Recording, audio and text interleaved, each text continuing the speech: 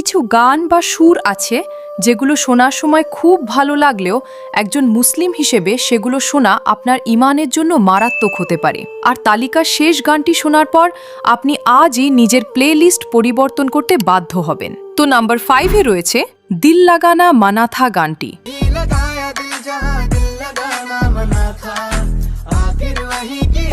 যেখানে আল্লাহ ছাড়া অন্যকে সিজদা করার কথা বলা হয়েছে।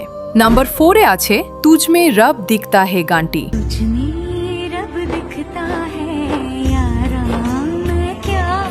যেখানে মানুষকে খোদার সাথে তুলনা করা হয়েছে। নাম্বার 3-তে রয়েছে ওয়াস্তে গানটি,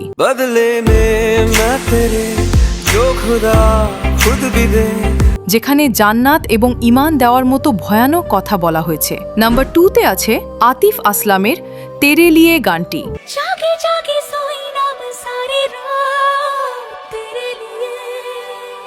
যেখানে খোদাকে ছেড়ে দেওয়ার কথা বলা হয়েছে। এবার শেষের গানটা শোনার আগে তুমিও যদি আল্লাহ এবং তার রসুলকে মন থেকে ভালোবেসে থাকো তবে ভিডিওতে একটি লাইক দিয়ে চ্যানেলটি সাবস্ক্রাইব করে দিও, আর কমেন্টে অবশ্যই আলহামদুলিল্লাহ লিখে যেও। তো নাম্বার 1-এ রয়েছে নেহা কক্করের মাহি ওয়ে গানটি,